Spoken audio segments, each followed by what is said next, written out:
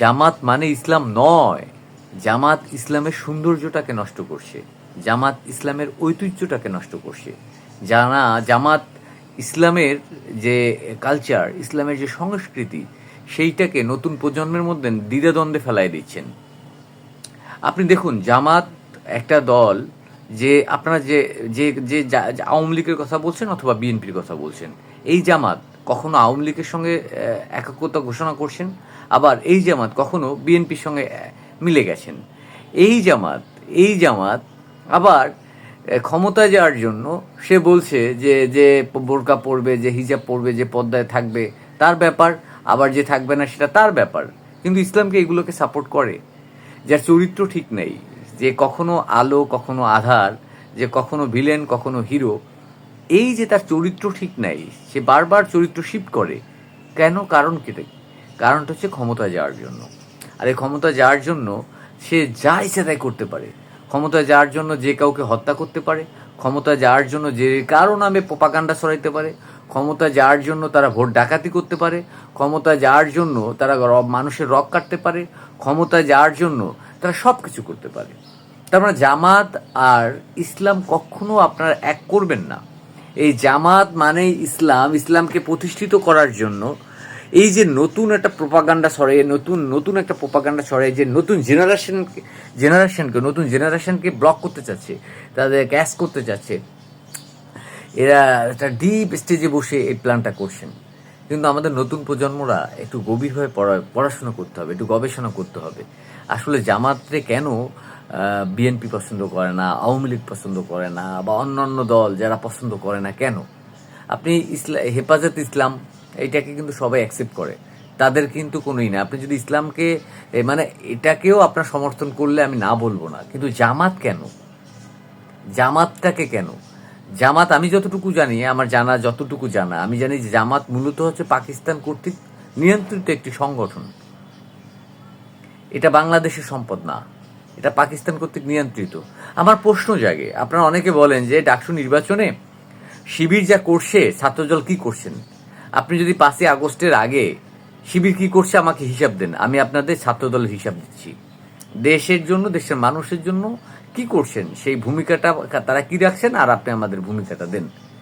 এখন আপনি শুধু 5ই আগস্টের পরের যে গল্পটা সেইটা আপনারা বলছেন। 5ই আগস্টের পর ছাত্র শিবির মাস্টার প্ল্যান করছেন, মাস্টার প্ল্যান করে চমৎকার একটা শখ এঁকেছেন। তারা এই ডাকসু নির্বাচনে এবার একটা বিশাল একটা শখ এঁকেছেন, শখ এঁকে তারা কার্যক্রম শুরু করছেন।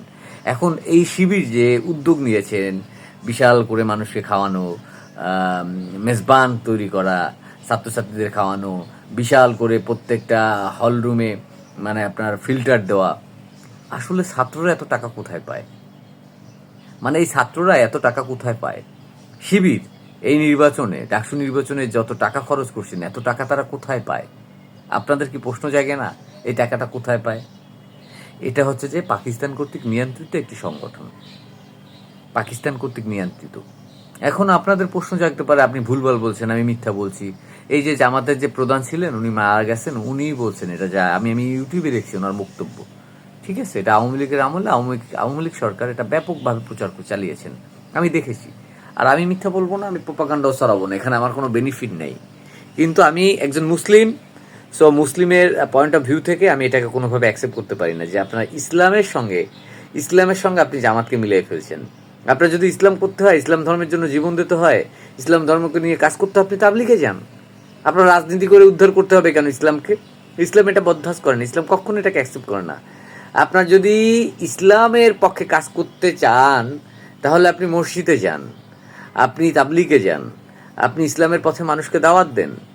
সমস্যা কোথায়? মানে আপনি দেখেন তো, জামাত কি তাবলিগওয়ালাদের পছন্দ করেন না? তাইলে এটাকে আপনারা কেন ইসলাম রক্ষার হাতিয়ার বলছেন? জামাত তো তাবলিগওয়ালাদের পছন্দ করেন না। আর আমার দেখা মতো তাবলিগওয়ালারা অনেক সুন্দর, এরা কোনো রাজনৈতিক দল না, এরা কোনো আলাদা কোনো গোষ্ঠী না, এরা এদের মতন করে ধর্ম প্রচার করেন। অথচ জামাত এদের পছন্দ করে না, কারণ তাদের জন্য এটা বিস্ফোরা। কারণ এরা জানে যে এরা যদি প্রকাশ্যে আসে তাহলে আমরা ছোট হয়ে যাব, তাদের উদ্দেশ্য মানুষ জেনে যাবে। অতএব জামাতের সঙ্গে ইসলামের কোনো সম্পর্ক নেই, স্রেফ একটা রাজনৈতিক দল। যেমন একটা আওয়ামী লীগ রাজনৈতিক দল, যেমন একটা বিএনপি রাজনৈতিক দল, তেমনি একটা জামাতও রাজনৈতিক দল। এখন আপনি যদি রাজনৈতিক দল হিসেবে তাদের বলেন, অবশ্যই তারা একটা ভালো দল, তাদের সঙ্গে আপনারা একটা রাজনৈতিক দল হিসেবে কাজ করতে পারেন। কিন্তু ইসলামের সাইনবোর্ড লাগাই যদি আপনি জামাতের দল করেন, সেটা কখনোই আমি তো মাথা পেতে নেব না। আমি বলবো জেনারেশন জি, অর্থাৎ নতুন যে প্রজন্ম, এরা তোমরা কখনোই এটাকে ইসলামের সঙ্গে কাতারে মিলাবা না। ইসলাম আর এটা কখনো এক নয়। এখন আসো, তোমার যদি দেশ বিনির্মাণের জন্য, দেশ এবং দেশের মানুষের কল্যাণে আসলে কোন দল বেটার? তুমি জামাত করতে পারো, তুমি আওয়ামী লীগ করতে পারো, তুমি অন্যান্য দল করতে পারো, তুমি বিএনপি করতে পারো, আমার কোনো আপত্তি নেই। এখন তোমার দেখতে হবে, ইতিহাস জানতে হবে। আসলে দেশের একটা দলে নেতাকর্মীরা ভুল করতে পারে, একটা নেতাকর্মী ধর্ষণ করতে পারে, তার মানে তোমার বাবা, তোমার মা, এরা ভালো না খারাপ এইটা দেখতে হয়। বাবা মার উপরে একটা পরিবারের মূল সাইনবোর্ড। তোমার বাবা মা ভালো থাকলে, 10টা সন্তান থাকলে, তাদের কেউ না কেউ খারাপ হয়ে যেতেই পারে। তার মানে একটা সন্তান খারাপ হয়ে যাওয়া মানে বাবা মার দোষ, বাবা মা খারাপ তা কিন্তু নয়, বা পুরো পরিবার খারাপ তা কিন্তু নয়। তোমরা 10টা ভাই থাকতে পারো, 10টা ভাইয়ের মধ্যে একজনের নেশাখোর হতেই পারে, একজনের ধর্ষক হইতেই পারে। এর মানে আর 9জন যে ধর্ষক তা কিন্তু নয়। তার মানে আমি এইটা বলতে চাই যে একটা দলের মধ্যে কিছু লোক খারাপ কাজ করবে, এটা স্বাভাবিক ব্যাপার। জামাতের সংখ্যা কত আর বিএনপির সংখ্যা কত, আওয়ামী লীগের সংখ্যা কত, এই সংখ্যা যদি যোগফল করো, যে তাইলে কিন্তু তোমরা মোদ্দা কথা যেটা, সেটা তোমরা পেয়ে যাবে। অতএব তোমরা জামাতের সঙ্গে বিএনপির কখনো মিলাইতে যাইও না, বিএনপির সঙ্গে জামাতের সঙ্গে আওয়ামী লীগের আবার মিলাইতে চাইও না। মানে আওয়ামী লীগের জায়গায়, বিএনপির জায়গায়, জামাতের জায়গায়। এখন দেখতে হবে দেশের প্রধানদের, আচ্ছা যেমন বিএনপির প্রতিষ্ঠাতাকে, আওয়ামী লীগের প্রতিষ্ঠাতাকে, বা আওয়ামী লীগের মূল কাণ্ডারিকে, আওয়ামী লীগের সরকার দেশ সৃষ্টি হওয়ার পর আওয়ামী লীগের কারা কারা দেশ পরিচালনা করেছেন, বিএনপির কারা কারা দেশ পরিচালনা করেছেন, বা জামাতের প্রধান থেকে এখন অবধি পর্যন্ত কারা কারা দেশ এবং দেশের মানুষের কল্যাণে কাজ করেছেন। অন্যান্য দল রাজনৈতিক ব্যানারে গিয়েই যে দেশ এবং দেশের মানুষের জন্য কাজ করা যায়, কথাটা মিথ্যা। এর বাইরেও অনেক কাজ করা যায়, রাইট? যেমন শিবির পানির ফিল্টার দিয়েছেন, রাইট, ছাত্রদের জন্য।